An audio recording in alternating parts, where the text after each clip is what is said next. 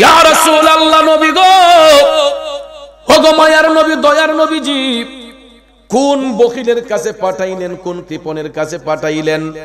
নবী মুস্কি হাসতেছেন। আরে কি হয়েছে?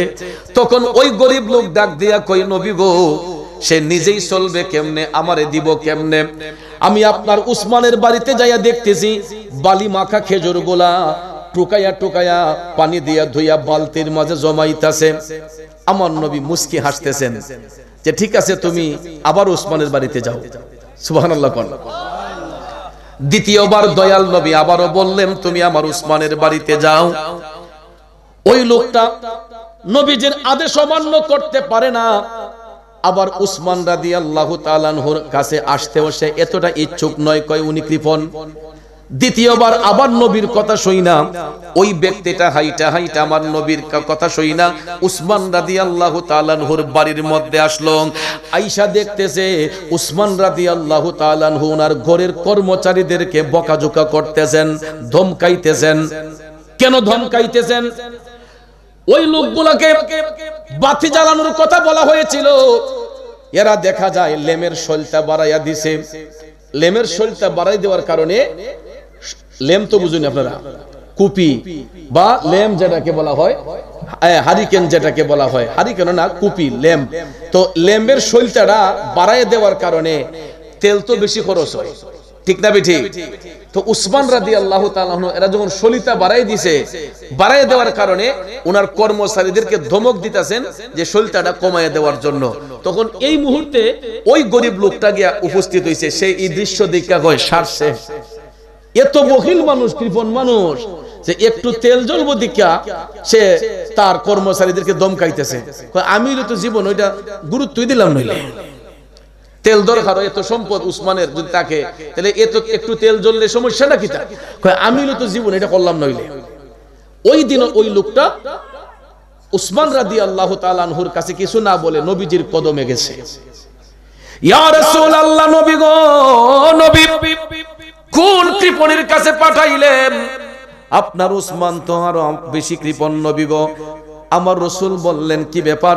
কই নবী গো, একটু তেল বেশি জ্বলার কারণে আপনার উসমান তার কর্মচারীদেরকে ধমকাইতেছে, এই জন্য আমি রাগের মাথায় তাকে আর কিছু বলার সুযোগই পাই নাই, চলে আসলাম। তখন তৃতীয় দিন আমার নবী আবারও বলতেছেন, হে তুমি আমার উসমানের কাছে যাও, হে উম্মত তুমি আমার উসমানের কাছে যাও। একদিন, দুই দিন, তিন দিন আবার রাসূল বললেন আমার উসমানের কাছে যাও। কই প্রতিদিন তুই এক দরবারই লাগে, আজকে আবার যাইতাম। কই ঠিক আছে যাইতেছি। তখন ওই দিন তৃতীয় দিন যখন আসছে, আয়েশা দেখে বাবাজি হযরতে উসমান উনি রোদের মাঝে তুলা শুকাইতেছেন। কি শুকাইতেছেন? তুলা। রোদ্রের মধ্যে তুলা শুকাইতেছেন। ওই তুলাগুলা উনি ঝাপাইয়া রাখছেন জাল দিয়ে, আর জালের ছিদ্র দিয়ে তুলাগুলা উড়ে যাচ্ছে, আর উসমান রাদিয়াল্লাহু তাআলা আনহু উড়াইল তুলাগুলা আবার টুকাইতেছেন। তখন এই লোকে দীক্ষা কই সারছে, সামান্য একটা তুলা যাইতেছে উইরা, এবারে ইডারে আবার ওই জাফাইয়া ধরতেছে, ইডারে টুকাইতেছে। না জানে কেমন বখিল মানুষ। সে কি করছে? তৃতীয় দিনও আবার উসমান রাদিয়াল্লাহু তাআলা আনহুকে কিছু বলে নাই, ভাবছে যে বেটা খেজুর টুকায়, লেমের শৈলটা বাড়াই দেওয়ানে বকছে, আবার এখন তুলা টুকাইতেছে, এবারে নিজেই চলবো কেমনে, আমারে দিব কেমনে? না বইলা আমার নবীজির কাছে গেল। ইয়া রাসূলুল্লাহ, নবী গো, আপনার উসমান অনেক কৃপণ, অনেক বখিল। নবী গো, আজকে যায়া দেখতেছি সে রোদের মধ্যে তুলা দিছে, বাতাসে জালের ছিদ্র দিয়ে একটু তুলা উড়াইয়া নিতেছে, আপনার উসমান সেটাও টুকাইয়া জমা করতেছে। আমার রাসূল তখন চতুর্থ দিন তারে বললেন, এবার তুমি আবারও উসমানের কাছে যাও, যাই আমার উসমানকে একটা সালাম দিয়া আমি নবীর পক্ষ থেকে তাকে তুমি এই কথাটুকু বলে দিবা। তখন চতুর্থ দিন ওই লোক কয়, 3 দিন ফিরত গেলাম, 4 দিন আর গিয়া কি করব? কয় আচ্ছা দেখি, রাসূল যেহেতু বলেছেন আবারও যাই।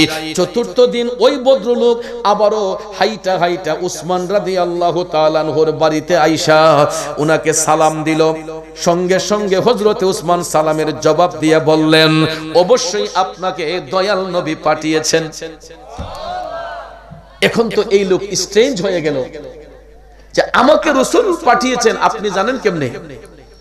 নবীর সাহাবী জানতে পারেন কি পারেন না? জানাইছেন কে? জোরে বলেন কে? কারণ ভাইয়ারা আমার, ইমানদার ব্যক্তিরা এরা সব সময় ঈমানের সঙ্গে সম্পর্ক রাখে। কারণ আমাদের ঈমান আমাদের আকা রহমাতাল লিল আলামিন। কথা বলেন ঠিক না বেঠিক? এই জন্য আশিক কয়, প্রেমিক কয়, দু জাহানে কি যে হবে মোদের পরিচয়, দু জাহানে কি যে হবে মোদের পরিচয়। প্রিয় নবীর গোলাম ছাড়া অন্য কিছু নয়, প্রিয় নবীর গোলাম ছাড়া অন্য কিছু নয়। আমার নবীর গোলামি করতে রাজি আছেন নি সবাই? এ পশ্চিম বাগবনগঞ্জের বাবাজিরা, ও আমার বন্ধুরা, আমার মুরব্বী বাবাজিরা, সম্মানিত মা বোনরা যারা শুনছেন গো, হযরতে উসমান রাদিয়াল্লাহু তাআলা আনহু বললেন, অবশ্যই আপনাকে রাসূলুল্লাহ পাঠিয়েছেন। ভদ্রলোক তখন স্বীকার করে বলতেছে, হুজুর আমি তো 3 দিন একটানা আপনার বাড়িতে ইতিপূর্বে এসেছে। হযরতে উসমান বললেন, আমি তো আপনাকে দেখেছি, কিন্তু আমি জিজ্ঞেস করার আগেই আপনি আমার বাড়ি থেকে চলে যান। আমি কাজ শেষ করে আপনাকে জিজ্ঞাসা করব, এই মুহূর্তে গিয়ে আপনাকে খুঁজে পাই না। এবার বলুন আপনাকে নবীজি কিসের জন্য পাঠিয়েছেন? তখন লোকটা ডাক দিয়া কয়, আমি অসহায় মানুষ, নবীজির কাছে কিছু সাহায্য প্রার্থনা করতে গিয়েছিলাম। আমার রাসূল বললেন আপনার কাছে আসার জন্য, এখন আপনি আমাকে কিছু দেন, আমি চলতে বড় কষ্ট হয়, আমি চলতে পারি না। রাসূল আপনার কাছে পাঠিয়েছেন, আপনি নাকি জ্ঞানী, তাইলে আমাকে কিছু দান করেন, আমারে কিছু দান করেন। উসমান রাদিয়াল্লাহু তাআলা আনহু ওনার সঙ্গে কথা বলতে বলতে দেখা যায় ওনার একটা বাণিজ্যিক কাফেলা এটা সফর শেষ করে, বাণিজ্য শেষ করে বাড়ির দিকে আসতেছে। অনেক দূরে একটা চিকন সরু রেখা দেখা যায় যে কি যেন একটা আসতেছে। অনেকক্ষণ তাকায়া হযরতে উসমান বুঝতে পারলেন যে না, এটা উটের কাফেলায় আসতেছে। আল্লাহু আকবার কোন। বন্ধুরা আমার, বাবাজিরা, গভীর মনোযোগ। উটের কাফেলাটা যখন উসমানের চোখে পড়লো, হযরতে উসমান এই লোকটাকে ডেকে বললেন, এই কাফেলা যে আসতেছে আপনি এটা দেখতেছেন নি? কয় হ্যাঁ, একটা উটের কাফেলা আসতেছে। তখন হযরতে উসমান কাগজের মধ্যে লিখিত দিলেন, যে লিখিত দিয়ে বললেন, এই কাগজটা আপনি উটের কাফেলার যিনি নেতৃত্ব দিচ্ছেন এই সেনাপতির কাছে আপনি কাগজটা দিয়ে বলবেন আমাকে উসমান পাঠিয়েছেন। আর ওই কাফেলার মধ্যে যেই উটটা সবচাইতে বেশি বড়, তার উপরে যত মালামাল থাকুক না কেন, যেই উটটা সবচেয়ে বেশি বড়, এই উটটা আপনি এই কাফেলা থেকে নিয়ে যাবেন। কাগজটা দেওয়ার সাথে সাথে এই উটটা আপনাকে দিয়ে দিবে। জোরে কি আল্লাহু আকবার বলবেন না? তখন এই বেটায় কয়, সর্বনাশ, এত কিফন মানুষ, যেই বেটা খেজুর টুকায় সলতা বাড়ায় দেওয়ানে বকাবকি করছে, তুলা টুকাইতেছে, এই বেটায় বুঝি এত বড় উট আমারে দিয়ে দিব। সে মনে করছে এটা মনে হয় হাসির চলে মস্কারা করে হযরত উসমান মনে হয় ডং ডাঙে মার দে, এটা মনে হয় টিসারা করে দিছে। সে বিশ্বাস করতে পারে না। এরপরও ভাবছে যাক, লিখিত কাগজ যেহেতু দিছে, এই কাগজটা একটু নিয়ে দিয়ে দেখি ঘটনা কি। আল্লাহু আকবার বলবেন না? বন্ধুরা আমার, বাবাজিরা, ওই ভদ্রলোক কাগজটা, লিখিত কাগজটা হাতের মধ্যে নিয়া হাইটা হাইটা হাইটা গ চলে গেল সেই উটের কাফেলার নিকটে। সেনাপতিকে ডাক দিল, যিনি নেতৃত্ব দিচ্ছেন কাফেলার, সেই সেনাপতিকে ডাক দিয়া কাগজটা তার হাতে তুলে দিল। সেনাপতি কাগজটা যখন দেখলেন হযরতে উসমান রাদিয়াল্লাহু তাআলা আনহুর হাতের লেখা দেখা, এখন সেনাপতি তো আর না করতে পারে না। কয় ঠিক আছে, আপনি দেখেন এই কাফেলার মধ্যে কোন উটটা আপনার পছন্দ হয়, কোন উটটা আপনার পছন্দ হয়, আপনি একটা একটা করে বাছাই করেন। এখন একটা একটা করে বাছাই করতে করতে দেখা যায় এমন উটটা পছন্দ হইছে রে, যেই উটটা একদম সামনের কাতারে, একেবারে সামনে যেই উটটা, এই উট পছন্দ করে বইছে। এখন উসমান তো বলছেন যেটা আপনার পছন্দ হয় এটাই আপনি নিয়ে যাবেন, ঠিক কি না? এখন এই বেটা এমনটা পছন্দ করছে, একবারে কাফেলার সামনে যেই উট এটা পছন্দ করছে। এখন সেনাপতি বলতেছে যে ঠিক আছে, আপনি পছন্দ করছেন ভালো কথা, কিন্তু এখন যদি এই উটটা যদি আপনি নিয়ে যান, তাহলে বাকি যেই উটগুলো আছে এটা তো এটার অনুসরণ করে, কারণ তখন কাফেলার নিয়ম ছিল যে সামনের উটটা যেই দিকে যাবে পিছনের উটগুলা এটারই অনুসরণ করে। পিপিলিকা দেখবেন যেই দিকে হাঁটে, সামনের পিপিলিকা যেই দিকে যায় পিছনের পিপিলিকা গুলা এই দিকেই যায়। তখন দেখবেন একটা সরু রাস্তা হয়ে যায়, কথা কোন ঠিক কিনা? তো সেই উটগুলাও সামনের উটটা যেই দিকে যায় এটাকে অনুসরণ করে বাকি উটগুলোও হাঁটতে শুরু করে। এখন কাফেলার সেনাপতি বলতেছেন যে বাকিগুলো যদি চলে যায় তাহলে তো আমাদের কিছু থাকবে না, তার চেয়ে বরং আপনি আসুন আমরা বাড়ির কাছে চলে যাই। যেহেতু বাড়ির নিকটে উসমান রাদিয়াল্লাহু তাআলা আনহুর কাছে গেলে উনি একটা ফায়সালা দিবেন। তখন ওই লোক বলতেছে ঠিক আছে চলেন। সুবহানাল্লাহ কোন। আমার যুবক ভাইয়েরা, কেমন দানশীল ব্যক্তি হযরত উসমান রাদিয়াল্লাহু তাআলা আনহু। সবগুলা উট যখন উনার বাড়ির আঙ্গিনায় আসলো, দেখা যায় ওই ভদ্রলোক হযরত উসমানের বাড়ির সামনে। সেনাপতি ডাক দিয়া কয়, হুজুর উনি সামনের উটটা নিতে চাইছিল। উসমান বললেন দিলেন না কেন? হুজুর সামনের উটটাই লোক নিতে চাইলো। হযরত উসমান বললেন দিলেন না কেন? তখন সেনাপতি ডাক দিয়া কয়, হুজুর উনি কাফেলার মধ্যে এমন উট পছন্দ করছে যেটা একদম সামনের কাতারে। হুজুর যদি সামনের উটটা উনি নিয়ে যায় তাইলে বাকিগুলা তো এটাকে অনুসরণ করে, এটার পিছন পিছন যায়। হযরত উসমান বলেন যদি ওই উটটা উনি পছন্দ করে থাকে আর বাকি উটগুলা যদি এটাকে অনুসরণ করে, বুঝতে হবে আমার আল্লাহ সবগুলা উট ওই ভদ্রলোকের জন্য পছন্দ করে রাখছে। এ বন্ধু চিন্তা করে দেখেন কেমন দানশীল ব্যক্তি। একটা নয় দুইটা নয়, 1 থেকে 150 মতান্তরে আরো বেশি, কোন কোন মুফাসসির বলেছেন তার চাইতে বেশি। চিন্তা করে দেখেন হযরত উসমানের এই কাফেলার মধ্যে যতগুলা উট ছিল, ভদ্রলোক সামনের উটটা পছন্দ করার কারণে উনি পিছনের উটগুলা যখন এটারে অনুসরণ করে, হযরত উসমান বলে তাইলে আল্লাহ তাআলা উনার জন্য সবগুলা উট আল্লাহ পছন্দ করেছে, এইগুলার মধ্যে আমার কোনো দাবি নাই, সবগুলা উট ওই ব্যক্তিকে দান করে দিলাম। আর আমরার বেটাইতে কি তা করলো না? একটা উটও দিত, এগুলা ফাও দিল না হইলে। কথা কোন ঠিক না ঠিক? আমরার দেশে মন দানকারী আছে তো, আমরা দেখি তো বেশি দেখুন লাগে না। কুরবানির ঈদ আসলেই দেখা যায় গোশত বন্টন লইয়া যে কাহিনী হয়। ওখন কি কুরবানি করে মানুষ সেবার জন্য না, নিজের পেট ভরার লাগে। খাইটা সাইরে দেখা যায় আগে কলজালা গরু নিনগা, মগজলা গরু নিনগা, ফাউ নিনগা গরু। কথা বলেন ঠিক না ঠিক? ভাইয়ার আমার, বন্ধুরা আমার, গোশত খেতে পারবেন বরকত হবে না, কারণ মনে রাখবেন এই পশুর মধ্যে এতিম মিসকিনের হক আছে। কথা কোন ঠিক না ঠিক? ভাইয়ার আমার, হযরত উসমান একটা নয় দুইটা নয়, কাফেলার মধ্যে যতগুলা উট ছিল সবগুলা উট ওই ভদ্রলোকের দান করে দিলেন। আমার মদিনার কামলিওয়ালা নবী যখন খবর পাইলেন, মদিনার কামলিওয়ালা নবী, মায়ার নবী, দয়ার নবী হাত মুবারক উঠাইয়া হযরতে উসমান রাদিয়াল্লাহু তাআলা আনহুর জন্য আমার নবী এমন ভাবে দোয়া করলেন যে কিয়ামত পর্যন্ত আমার উসমানের সম্পদ কোনোদিন কমবে না, কিয়ামত পর্যন্ত আমার উসমানের সম্পদ কমবে না। আর এটাই বাস্তব। এখন পর্যন্ত হযরতে উসমান রাদিয়াল্লাহু তাআলা আনহুর তৈয়ারকৃত ফান্ড এখন পর্যন্ত আরব দেশের মদিনা শরীফের মধ্যে আছে, যেটার মধ্যে কত লক্ষ লক্ষ ডলার আছে, কত বিলিয়ন বিলিয়ন ডলার আছে, আরব দেশের সরকারও গণনা করতে পারবে না। হাজার হাজার বিলিয়ন বিলিয়ন ডলার এই উসমান রাদিয়াল্লাহু তাআলা আনহুর প্রতিষ্ঠিত এই ফান্ডের মধ্যে, এই ফান্ডের টাকা দিয়া শুধু বাংলাদেশ নয়, বহির্বিশ্বে শত শত দেশে মসজিদ নির্মাণ হচ্ছে, মাদ্রাসা নির্মাণ হচ্ছে, এতিমখানা নির্মাণ হচ্ছে।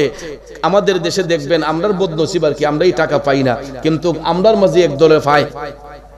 টিনের বেড়া দিয়ে দেখবেন এগুলা মাদ্রাসা উঠায়, ওমায় 6 মাস পরেই দেখা যায় 3 তলা বিল্ডিং হয়েছে। টেকা কি কয় নদী দা বাইশাইয়ে? এই টাকা আসে কোথা থেকে? এটা ওই বিদেশের ফান্ড থেকে, আরব দেশের ফান্ড থেকে এই টাকাগুলো আসে, কিন্তু এইগুলা আমরা বদনসিব আমাদের সুন্নি জামাতের কোন প্রতিষ্ঠানে এই টাকাগুলো আসে না, এইগুলা আসে আমার ওই সমস্ত ভাইদের প্রতিষ্ঠানে, কারণ তাদের সাথে আবার তাদের একটা লেওয়াজও ভালো আছে, এই জন্য তারা এই ফান্ডের টাকাগুলো আনতে পারে। কিন্তু ভাইয়ের আমার, প্রকৃতপক্ষে এই ফান্ড যিনি তৈরি করে গিয়েছিলেন আমার রসুলের দুয়ার বরকতে হযরতে উসমান রাদিয়াল্লাহু তাআলা আনহু, রসুল বলেছিলেন আল্লাহ কিয়ামত পর্যন্ত যেন আমার উসমানের সম্পদ যেন না কমে। এই জন্য ভাইয়ের আমার, কিয়ামত পর্যন্ত হযরতে উসমান রাদিয়াল্লাহু তাআলা আনহুর সেই প্রতিষ্ঠিত অর্থের পরিমাণ এখন পর্যন্ত আছে, কিয়ামত পর্যন্ত থাকবে, কারণ আমার রসুল দোয়া করেছেন। কারণ হযরতে উসমান তিনি সব সময় দানের হাতকে প্রসারিত রাখতেন। এই জন্য রসুল হাদিস শরীফে বলেছেন, দুই শ্রেণীর মানুষ হাসরের ময়দানে সবার উপরে থাকবে। কয় শ্রেণীর? দুই শ্রেণীর মানুষ হাসরের মাঠে, দুই শ্রেণীর মানুষ সবার উপরে থাকবে। এর মধ্যে প্রথম শ্রেণীর মানুষ হলো আমার মদিনার কামলিওয়ালা নবী বলেন, যেই ব্যক্তি কোরআন শিক্ষা অর্জন করেছে আর দিন রাত 24 ঘন্টা কোরআনের চর্চা করে, যেই ব্যক্তি কোরআন অন্বেষণ করেছে, ওই কোরআনকে যেই ব্যক্তি 24 আওয়ার্স রিসার্চ করে গবেষণা করে, এই ইলম অর্জনকারী ব্যক্তিকে আমার আল্লাহ হাসরের ময়দানে সবার উচ্চ স্থানে স্থান দিয়ে রাখবেন।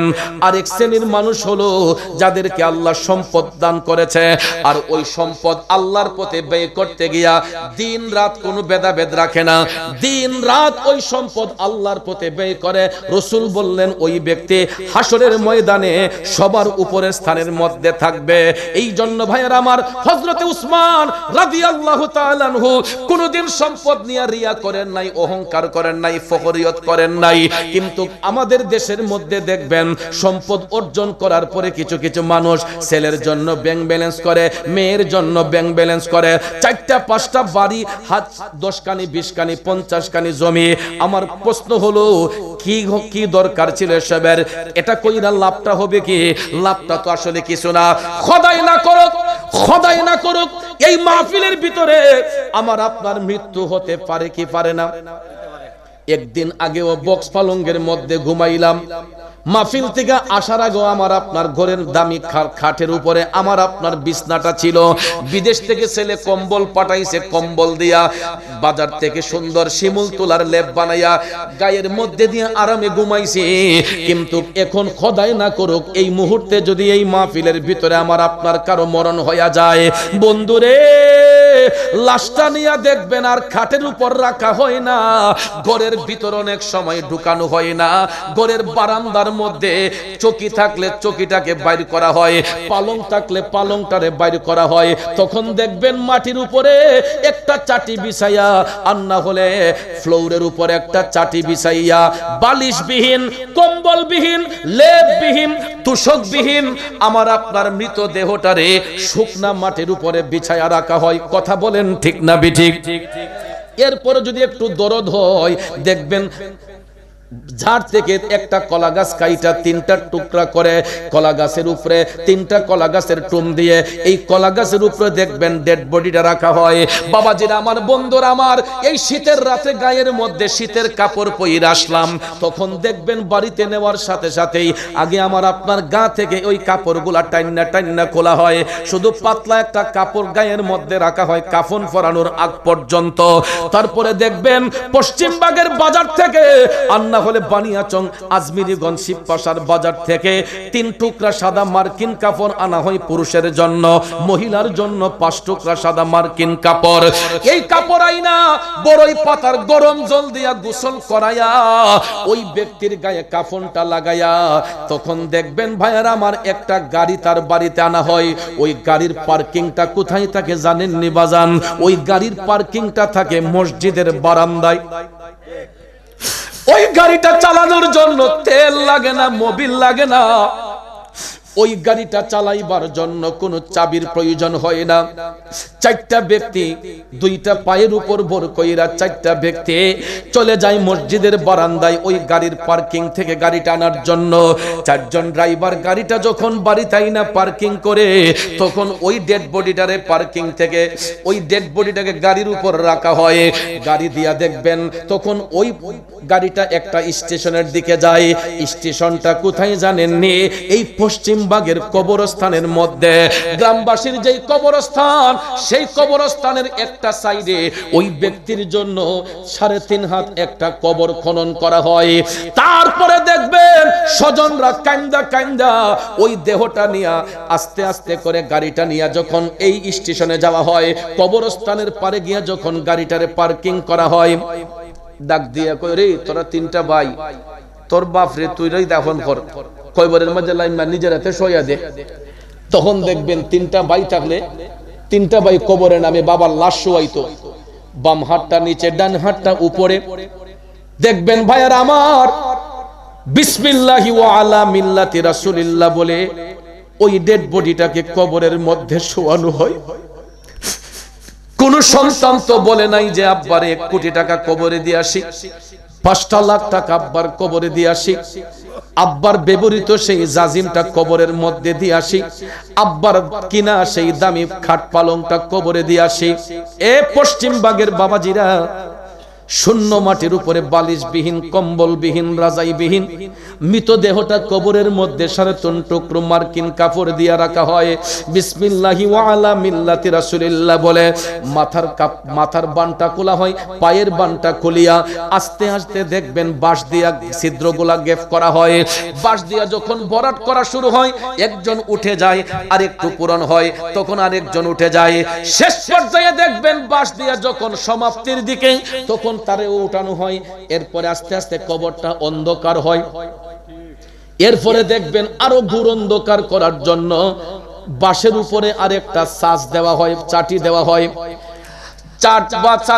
চাটি যখন দেওয়া হয়, তারপরে দেখবেন 2 পাশের মাটিগুলা টাইন্ডা টাইন্ডা, বাবা হোক, মা হোক, ভাই হোক, বোন হোক, তার কবরের উপরে দেওয়া হয়।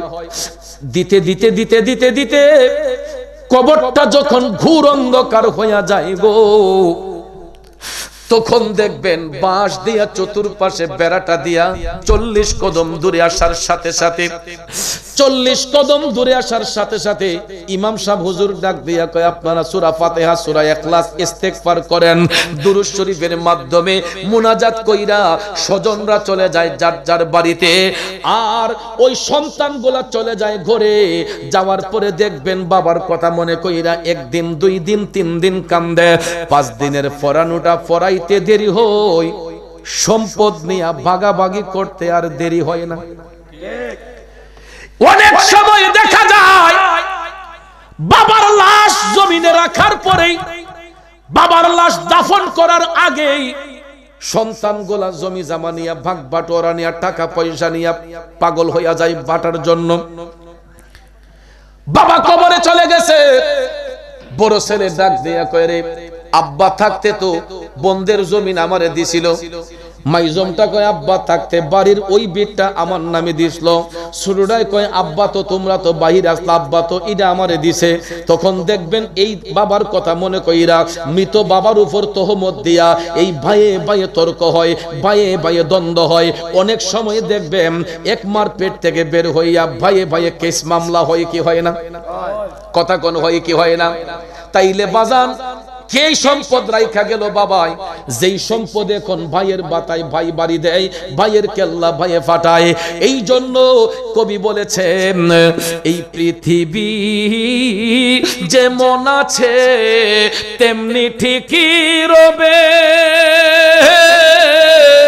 সুন্দর ওই পৃথিবী ছেড়ে একদিন চলে যেতে হবে রে মন, চলে যেতে হবে।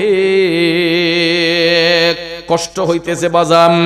এ বন্ধুরা, তাইলে বাজান সম্পদ নিয়ে কখনো আড়াই বড়াই করতে নাই, সম্পদ কখনো বেশি পরিমাণে জমা করে রাখতে নাই।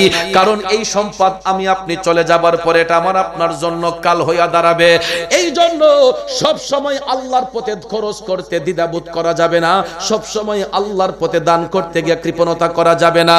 বন্ধুরে, আল্লাহর পথে খরচ করলে কেমন লাভবান হওয়া যায়, কেমন মুসিবত থেকে বাঁচা যায়। আর একটা ওকে আপনাদেরকে বলি, এই ওকে এটা বলে আলোচনা শেষের দিকে চলে যাবে। সুলাইমান নবীর নাম শুনছেননি? বাদশা সুলাইমান, তিনি যখন গোটা বিশ্ব যখন পরিচালনা করবেন, উনাকে আল্লাহ তাআলা এমন একটা শক্তি দান করছিলেন, বুঝ শক্তি দান করেছিলেন, সুলাইমান নবীর সঙ্গে পাখি আইসা কথা বলতো। সুবহানাল্লাহ কোন। আমাদের ভাষা কি পাখি বুঝে?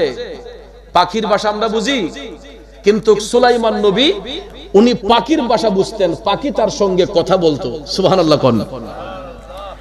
সুলাইমান নবী যখন বাদশাহী করতেন, উনার এলাকায় এক ভদ্রলোক, যার বাড়ির পাশে একটা গাছ আছিল, গাছের মধ্যে পাখি উইরাইসা বাসা বাঁধছে।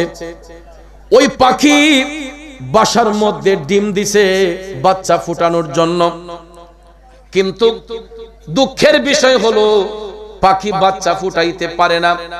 কারণ যেই বেটার বাড়ির গাছের মাঝে পাখি বাসা বাঁধা বাচ্চা দিছে, ডিম দিছে, এই বাড়িওয়ালায় দেখা যায় বাসার থেকে ডিম গুলাই না খাইয়া ফেলে।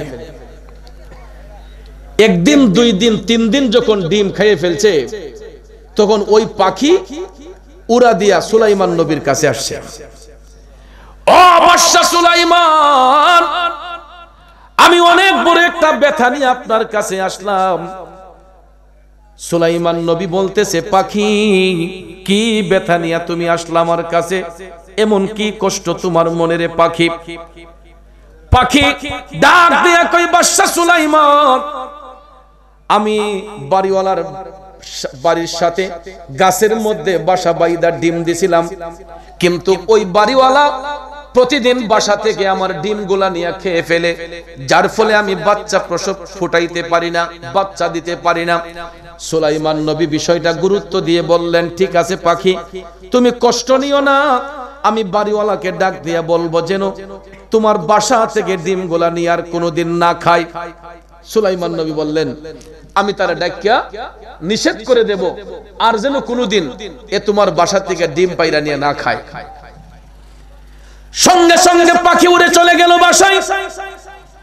সুলাইমান নবী ওই লোককে ডাক দিলেন, ওই বাড়িওয়ালাকে ডাক দিলেন। ডাক দেওয়ার সঙ্গে সঙ্গে বাড়িওয়ালা আসলো।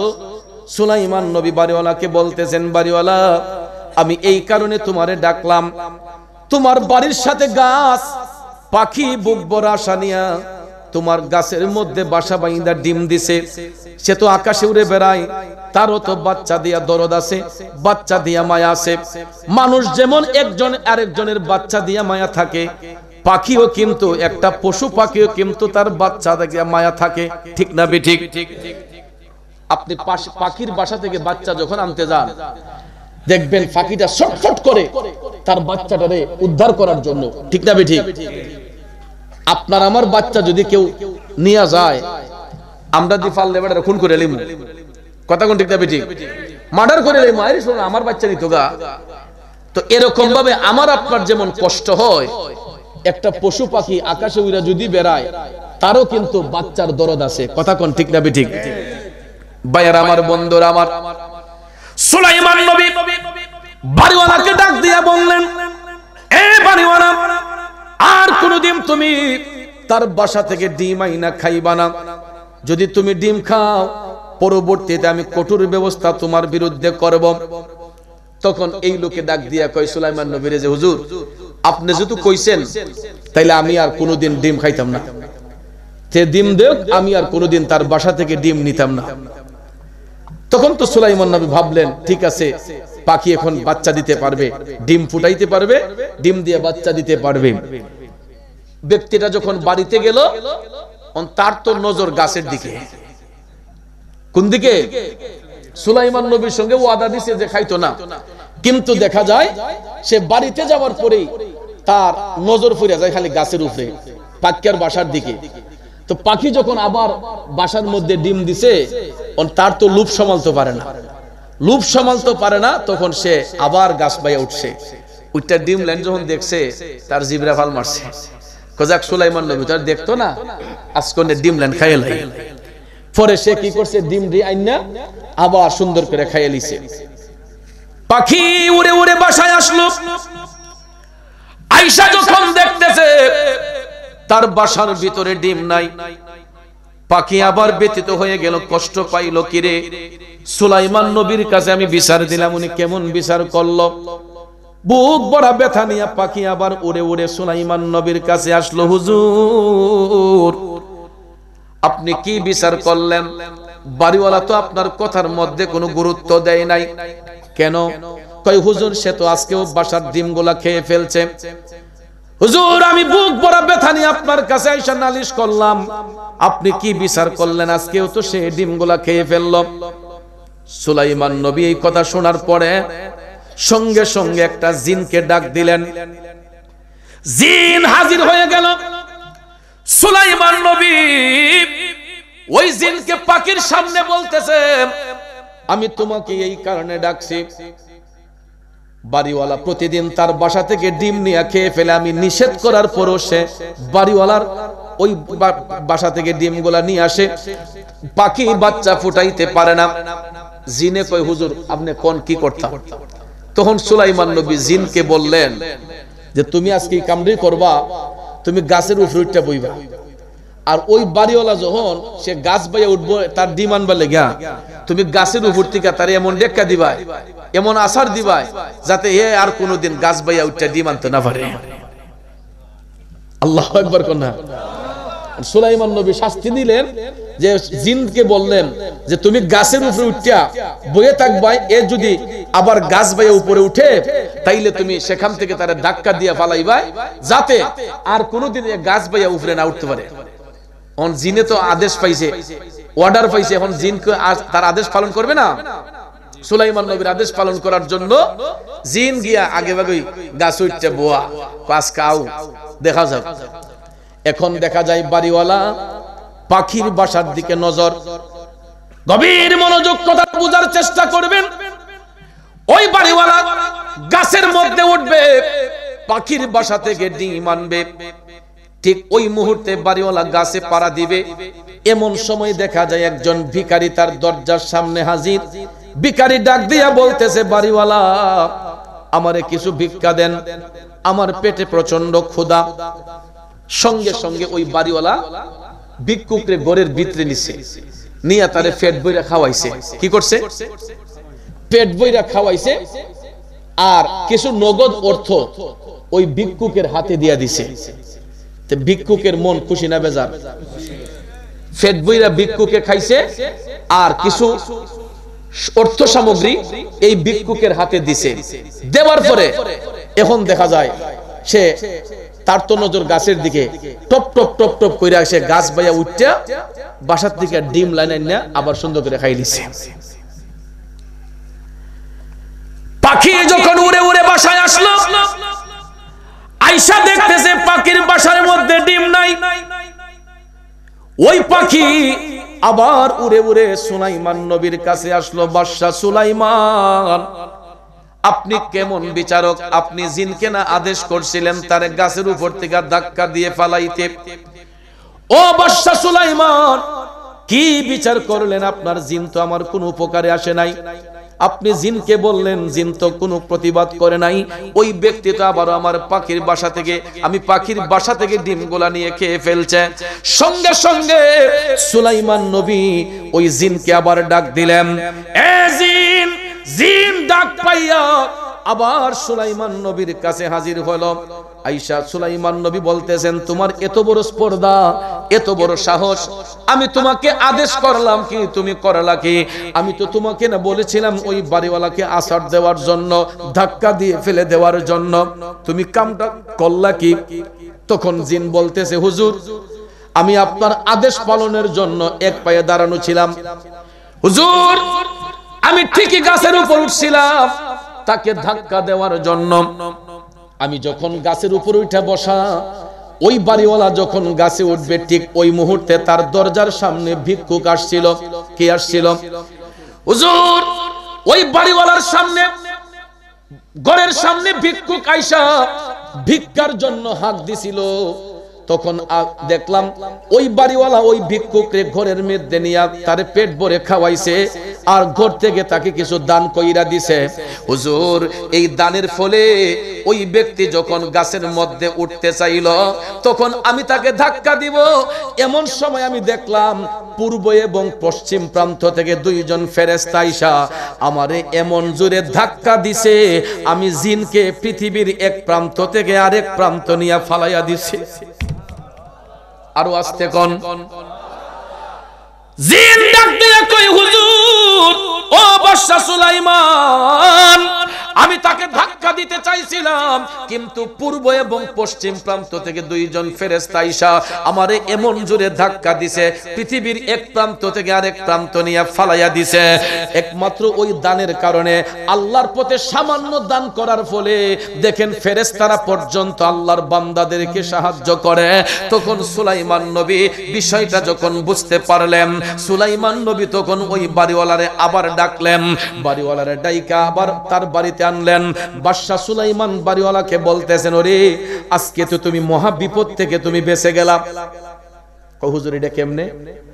কয় আমি যে তোমারে নিষেধ করছিলাম তার ফাকির বাসা থেকে ডিম গোলা না খাওয়ার জন্য, তুমি তো ডিম গোলা খাইলেই প্রতিদিন। শেষ পর্যন্ত আমি তোমারে শাস্তি দেওয়ার জন্য জিনকে আদেশ করছিলাম তোমার জন্য গাছের উপর থেকে ডেক্কা দিয়ে ফালায়, কিন্তু তুমি এমন একটা মহৎ কাজ করছো যার ফলে জিন পর্যন্ত ব্যর্থ হয়ে গেছে। সেটা বলে হুজুর কি? তখন সুলাইমান নবী বললেন, তুমি যখন গাছে উঠতে চাইছিলা ওই মুহূর্তে তোমার দরজার সামনে একটা ভিক্ষুক হাজির হয়েছিল। তখন ওই বাড়িওয়ালার মনে হয়েছে আসলে তো ঠিক, আমি তো দেখছিলাম তখন একটা ভিক্ষুক ভিক্ষার জন্য এসে হাত দিছিল। তখন সুলাইমান নবী বললেন, তুমি ওই ভিক্ষুকরে পেট বইরা খাওয়াইছো? কয় জি। এরপরে তুমি ওই ভিক্ষুকরে কিছু দান করছো? কয় হ্যাঁ। সুলাইমান নবী বললেন, এ বাড়িওয়ালা, এই ভিক্ষুককে সামান্য পেট ভরে খাওয়ানোর কারণে, সামান্য কিছু অর্থ প্রদান করার কারণে দুইজন ফেরেশতা ঈশা জিনকে ধাক্কা দিয়া পৃথিবীর এক প্রান্ত থেকে আরেক প্রান্ত ফালাইছে। এই জন্য মহান আল্লাহ তোমার এই বিপদ থেকে বাঁচাইছে, এই মুসিবত থেকে উদ্ধার করছে। এই কথা শোনার সঙ্গে সঙ্গে ওই বাড়িওয়ালা দুইটা চোখের পানি টপ টপ কইরা সাইরা সুলাইমান নবীর পায়ে পইরা গেছে। ডাক দিয়া কই, বাদশা সুলাইমান, আমি আপনার সঙ্গে ওয়াদা করতেছি, শুধু আমার বাড়ির গাছ কেন, অন্যের বাড়ির গাছেও যদি কোনো পাখি আইসা বাসা বাঁধে, আমি ওয়াদা করতেছি আর কোনোদিন আমি কোনো পাখির বাসা থেকে ডিম আইনা খাইব না। তাইলে এটার দ্বারা মুরাদ হলো, উদ্দেশ্য হলো যে আল্লাহর পথে দান করলে, আল্লাহর পথে দান করলে আল্লাহ যে বান্দাদেরকে কতটুক সাহায্য করে। ভাইয়ের আমার, এটা সুলাইমান নবীর জামানায় এই ঘটনা থেকে একটু বোঝার চেষ্টা করবেন। আমরা তো জীবনে কত ফাকির বাসার ডিম খাইছি, খাইছি না? কত ফাকির বাসা ভাঙছি, গুলাল দিয়া, ইয়ারগান দিয়া, জীবনে কত ফাঁকি শিকার করছি, কিন্তু এটা কখনো করবেন না। কারণ আমাদের দেশেও অনেক অতিথি পাখি আসে, অনেক পাখি আকাশে উড়ে বেড়ায়। পাখি দেখবেন ডালে ডালে ঘুরে তার বাচ্চাদের জন্য রিজিকের তালাশ করে। পাখি শিকার করবেন না। হালাল প্রাণী যেগুলা আল্লাহ পাক আমাদের জন্য জায়েজ করেছেন, গৃহপালিত হাঁস, মুরগ, গরু, ছাগল, দুম্বা, ভেড়া, এইগুলা খাবেন। কিন্তু সাধারণত অনেকেই বলে যে খাইলে সমস্যা কি, কিন্তু ভাইয়ের আমার, অতিথি পাখিগুলা, আমার ঘরের মুরগি যদি আমি খাইতে যাই, আগে দেখি মুরগিটা ডিম দিছেনি, কথা কোন ঠিক না বেঠিক, মুরগির মানে বাচ্চা আছে কিনা, এটা দেখার পরে আমরা অনেক সময় মুরগিটা জবাই করি। যদি অনেক সময় মুরগি উমের মাঝে বয়, উমের মুরগি কেউ জবাই হয়ে খায়নি, কথা বলেন খায়? যেই মুরগি বাচ্চা ফুটানোর জন্য উমে বসে, এটা কেউ খায় না। ঠিক এরকম ভাবে এটা আমরা নিজের চোখে দেখতেছি, আমাদের ঘরের গৃহপালিত জিনিস। এই কিন্তু পাখি তো আকাশে উড়ে বেড়ায়, অনেক পাখি তার বাসার মধ্যে ডিম বা অনেক দুধের ছোট্ট ছোট্ট বাচ্চা, পাখির বাচ্চা বাসায় রেখে ওই পাখিগুলা উইরা উইরা যায় ডালে ডালে তার বাচ্চার রিজিকের তাল্লাশের জন্য, কথা কোন ঠিক না বেঠিক? তখন আমরা যখন ওই পাখিটাকে শিকার করি, ওই বাসার বাচ্চাগুলো তো আর তার মাকে খুঁজে পায় না, ওইগুলো তো ডানা মেলে উঠতে পারে না, এই বাচ্চাগুলা খাবে কি? তখন বাধ্য হইয়া দেখা যায় ওই পাখিটা আমরা শিকার করার কারণে বাসার যেই অবুজ ছোট্ট পাখিগুলা উঠতে পারে না ডানা মেলে, এই পাখিগুলো জীবন চলে যায়। তাহলে দেখেন একটা পাখির কারণে আমরা কতগুলা পাখির জীবন নষ্ট করলাম, কয়টা বাচ্চার জীবন নষ্ট করলাম। এই জন্য ভাইয়ের আমার, অতিথি পাখি যেইগুলা আমাদের পালিত নয়, আকাশে উড়ে বেড়ায়, এই পাখিগুলা শিকার করবেন না। কারণ আমি দেখেছি যারা পাখি শিকার করে কোনো এক সময় তাদের শরীরের মধ্যে একটা কাঁপুনি ভাব চলে আসে। এবং আমি পরীক্ষিত, আমার এলাকায় একজন লোক দেখছি এবং আরো কয়েকজন আমি লোকের মুখে শুনছি, পাখি যারা শিকার করে এরা এক সময় আসে এদের শরীর কাঁপুনি আসে এবং এদের অনেক বড় ধরনের রোগ শোকে দেখা দেয়। কাজেই আমরা যেই পাখিগুলা আমাদের আকাশে উড়ে বেড়ায়, আমরা এই আমাদের বাড়ির গাছের ডালে উড়ে বেড়ায়, এই পাখিগুলা সাধারণত শিকার করতে নাই। কেন? পাখি হলো প্রকৃতির একটা সুন্দর, কথা কোন ঠিক না বেঠিক? সকালবেলা দেখবেন ঘুম থেকে উঠার পরে আমরা আল্লাহ রাসূলের নাম নেই না, কিন্তু পাখিগুলা দেখবেন চিকি চিকি চিকি করে ডাকে, আমরা বুঝি না পাখির ডাক, ওই পাখিও কিন্তু আমার মৌলার জিকির করে, কথা কোন ঠিক না বেঠিক? সবুজ গাছের পাতাগুলা আমার মৌলার জিকির করে, যেটা আমরা আদম হইয়া করি না। কিন্তু এই জন্য ভাইয়ের আমার, প্রকৃতির সৌন্দর্যকে কেউ বিনষ্ট করবেন না।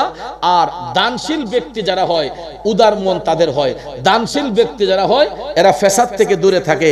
একটু আগে আমাদের অফিসার ইনচার্জ মহোদয় যেই কথাটা বলে গেলেন, এটা আমাদের এই এলাকার জন্য একটা লজ্জাজনক বিষয়, ঠিক না বেঠিক? যদি জ্ঞানী মানুষ এখানে থাকেন তাহলে এটা আমার আপনার জন্য খুবই লজ্জাজনক। কারণ একটা এলাকায় হয়তো এক দুজন লোক খারাপ হইতে পারে, সব মানুষ কি খারাপ? কিন্তু এটা বুঝা রেখেন, একটা লোকের কারণে একটা এলাকা সম্মানিত হয়, আর একটা লোকের কারণে একটা এলাকা দুর্নামি হয়।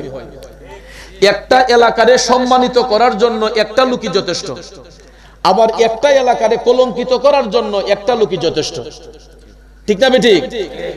অনেক এলাকা দেখবেন মানুষ খেসি করবার লেগে পাগল হয়ে যায়, যে না ওই গ্রামের একটা মেয়ে আনতে হইব, বা ওই গ্রামের ছেলের কাছে আমার মেয়েটা বিয়ে দেওয়া, কারণ এই গ্রামের মধ্যে অমুক আল্লাহর ওলি আছেন, অমুক দরবার শরীফ আছে, অমুক একজন ভালো মানুষ আছে। এই জন্য মানুষ মনে করে যে এই এলাকার মানুষগুলা মনে হয় ভালো। আর কিছু কিছু এলাকায় দেখবেন মানুষ নাম উল্লেখ হয় না, রে এটা সুরের গাঁও, এটা ডাকাইতের গাঁও, এটা দাঙ্গাবাজের গাঁও। আসলে দেখেন, একটা লোকে অন্যায় করছে, ডাকাতি করছে, তাই বলে কি পুরা গাঁওর মানুষ সুর, পুরা গাঁওর মানুষ ডাকায়, পুরা গাঁওর মানুষ খারাপ? শুধু একটা লোকের কারণে। তাইলে যেই লোকটার কারণে সমাজ নষ্ট হয়, ভাইয়ার আমার, বন্ধুরা আমার, আমার দৃষ্টিতে একটা লোকের কারণে একটা এলাকা যদি নষ্ট হয়, এই একটা লোকে থামাইলে আমার বোধ বালা, এরপরে দেশ সুন্দর থাকুক, ঠিক না ঠিক? এই লোকটারে থামাইয়া যদি দেশ সুন্দর থাকে, তাহলে এই নষ্ট মানুষের দরকার নাই। কারণ ক্যান্সার রোগে এক জায়গায় দেখা দেয়, সারাটা দেহরে নষ্ট করে ফেলে। ক্যান্সার রোগ এক জায়গায় আক্রমণ হয়, দেহের কোন সাইডে আক্রমণ হলে দেখবেন পুরাটা দেহরে নষ্ট করে ফেলে। আর একটা এলাকায় যদি একটা খারাপ লোক থাকে, ইদাই পুরাটা এলাকা নষ্ট করে দেয়, কথা বলেন ঠিক কিনা? এই খারাপ লোকটা পুরা এলাকা নষ্ট করে ফেলে। এই জন্য সব সময় খারাপ সঙ্গ থেকে দূরে থাকতে হবে, অসৎ মানুষ থেকে দূরে থাকতে হবে। মুরব্বীরা বলেন, সৎ সঙ্গে স্বর্গবাস, অসৎ সঙ্গে সর্বনাশ। সৎ সঙ্গে স্বর্গবাস, অসৎ সঙ্গে সর্বনাশ। এই জন্য সম্পর্ক যদি করতে হয় একটা ভদ্রগলের ছেলের সাথে করবেন, সম্পর্ক যদি করতে হয় একটা জ্ঞানী লোকের সঙ্গে করবেন। কারণ শিক্ষিত লোক আপনার বিপদে ফেলাইবে না, শিক্ষিত লোক কখনো কাউকে বিপদে ফেলায় না। আপনার শত্রু যদি হয়, একটা শিক্ষিত মানুষ কখনো কাউরে বিপদে ফেলায় না। এই জন্য পড়াশোনার গুরুত্ব বেশি। আমাদের বাচ্চাগুলাকে মানুষের মতো মানুষ বানাতে হবে, এদেরকে ঠিক মতো গাইডনেস করতে হবে, এদের মেধার বিকাশ ঘটাইবার জন্য তাদেরকে আমরা শ্রম দিতে হবে তাদের পিছনে। এই জন্য শিক্ষার কোনো বিকল্প নেই। এই পশ্চিমবাগ একটা ঐতিহ্যবাহী এলাকা, এই এলাকার মধ্যে আল্লাহর অলিগণ রয়েছেন, কথা কোন ঠিক না বেঠিক? এই এলাকায় আল্লাহর অলিগণ বিচরণ করতেছেন। অফিসার ইনচার্জ মহোদয়, কথাটা আমার কষ্ট লেগেছে, হৃদয়ে রক্তক্ষরণ হয়েছে। কারণ কয়েকজন লোকের এই বিশ্রী আচরণে আজকে এই গ্রামটাকে উঠিয়ে উনি কথা বলল। কিন্তু আমার কষ্ট লেগেছে, কারণ উনি মেহমান মানুষ, উনার দৃষ্টিতে এই খারাপ আচরণটা পড়ার কারণে উনি পশ্চিমবাগের কথা বলেছেন। কিন্তু এই পশ্চিমবাগ বনগজে অনেক জ্ঞানী গুণী শিক্ষিত মানুষ রয়েছে, কথা কোন ঠিক না বেঠিক? অনেক বড় জ্ঞানী গুণী শিক্ষিত মানুষ, অনেক বড় আল্লাহর ওলি এই পশ্চিমবাগের মধ্যে জন্মগ্রহণ করেছেন, পর্দা করেছেন, আরাম করতেছেন, কথা কোন ঠিক না? তাইলে ভাইয়ার আমার, কিছু কিছু মানুষের কারণে আমাদের ডিস্ট্রিক্টের, আমাদের হবিগঞ্জের বদনাম যেন না হয়, আমাদের আজমিরিগঞ্জের বদনাম যেন না হয়, আমাদের বানিয়াচঙ্গের বদনাম যেন না হয়। অসৎ লোকদের কারণে এই সমস্ত কাজ থেকে আমরা সবসময় দূরে থাকতে হবে, কারণ আমরা ওই নবীর উম্মত। আমাদের নবী কি শিক্ষা দিলেন একটু বলি। আরব দেশে একটা গোত্রের নাম আছিল বনু কুরাইজ। এই বনু কুরাইজ গোত্রের সব আছিল ইহুদি। কি ছিল? কথা বলেন। এরা ইহুদি আছিল, বেদিন আছিল। তখন আল্লাহ রাসূল কালেমার দাওয়াত প্রচারের জন্য উমর রাদিয়াল্লাহু তাআলা আনহুর সাথে নিয়া ওই বনু কুরাইজা গোত্রের ফাঁস দিয়া যাইতেছেন। হঠাৎ করে একটা ইহুদিরে আমার রাসূল দেখলেন, সামনে পাইলেন। পাওয়ার পরে ওই ইহুদিরে আমার দয়াল নবী ফিটে হাত দিয়া বলতেছেন, ভাই আপনি কালেমা পড়েন, লা ইলাহা ইল্লাল্লাহু মুহাম্মাদুর রাসূলুল্লাহ। নবীজি ইদা কইতে দেরি হইছে, এই ইহুদি হাত তুললা আমার নবীর গালের মাঝে মারছে সর। নাউজুবিল্লাহ কইতেন না? নাউজুবিল্লাহ। আরো জোরে কোন নাউজুবিল্লাহ। আমার দয়াল নবীজি মুস্কি হাইসা তাকে পিঠে হাত বুলাইয়া বললেন, ভাই আপনি কালেমা পড়েন। কালেমার দাওয়াত দিলেন, কিন্তু ওই ইহুদি হাত উঠাই আমার নবীজির গাল মুবারকের মধ্যে থাপ্পড় মেরে দিছে। সঙ্গে সঙ্গে হযরতে উমর রাদিয়াল্লাহু তাআলা আনহু কোমর থেকে টান দিয়া তরবারিটা বের করলেন। নবী গো, ইয়া রাসূলুল্লাহ, আপনার শরীর মুবারকে মশা মাছি পর্যন্ত বসে না। যেই নবীর বদন মুবারকে মশা মাছি বসে না, ওই নবীর শরীর মুবারকে ইহুদির বাচ্চা আঘাত করেছে। ইয়া রাসূলুল্লাহ, আপনি শুধু আমাকে অনুমতি দেন, এই মুহূর্তে আমি ইহুদির বাচ্চার কেল্লাটা আলাদা করে দেই। হযরত উমর রাগান্বিত হয়ে গেলেন, তরবারি বের করলেন, নবীজির অনুমতি প্রার্থনা করলেন। আমার মদিনার কামলিওয়ালা নবী তরবারির মধ্যে ধরে বললেন, উমর, ও উমর, তুমি কি কোরআনের এই আয়াত শুনো নাই? ইন্নাল্লাহা মা'আস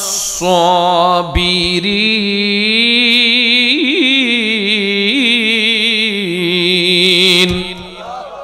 আমার রাসূল ধৈর্যের শিক্ষা দিলেন। উমর, আল্লাহ রাব্বুল আলামিন সবরকারীর অন্তর্ভুক্ত, আল্লাহ রাব্বুল আলামিন ধৈর্যশীলদের অন্তর্ভুক্ত। ইহুদি বুঝতে পারে নাই। আমার রাসূল তখন হযরত উমরের কাছ থেকে তরবারিটা কাইরা বললেন, যাও তুমি হুজরাতে চলে যাও।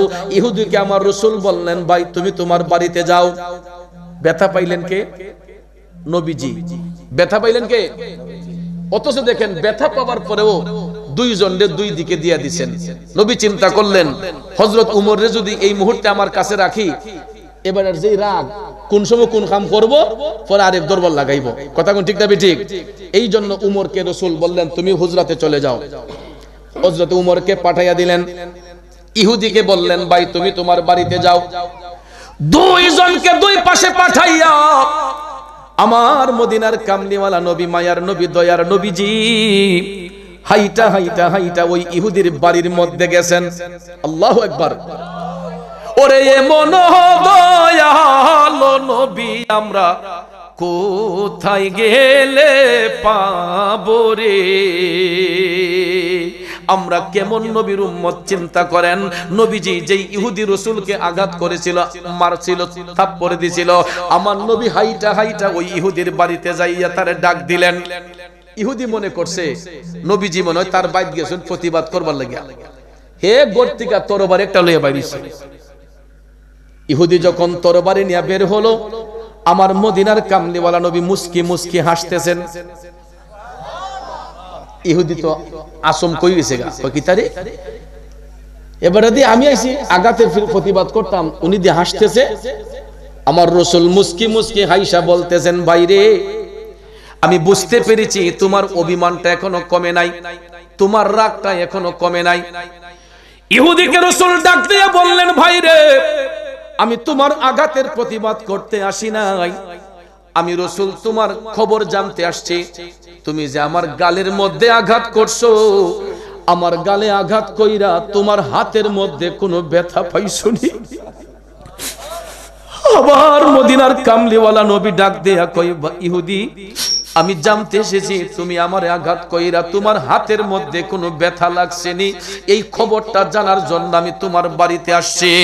ইহুদি যখন এই কথা শুনলো সঙ্গে সঙ্গে তার হাতের তরবারি আল্লাহর কুদরতি ইশারায় অটোমেটিকলি জমিনে পড়ে গেছে। ইহুদি মাটির মধ্যে পইরা গড়াইয়া কান্না শুরু করছে। কান্নার শব্দ শুইনা তার গোত্রের যত ইহুদি ছিল সবাই আসছে, কি রে তোকে কি বলেছে মুহাম্মদ? তখন ডাক দিয়া কই, সাবধান, এই নামটা তোমরা বেয়াদবি কইরা নিও না। উনি আমাকে কোনো আঘাত করে নাই, বরং আমি ওনার গায়ে আঘাত করেছি। উনি কেমন নবী দেখো রে, যারে আঘাত করার পরে উনি আঘাত খাইয়া আমার বাড়িতে আসছেন জানার জন্য। উনারে আঘাত কইরা আমার হাতে ব্যথা পাইছেন, উনি সাধারণ কোনো ব্যক্তি নয়।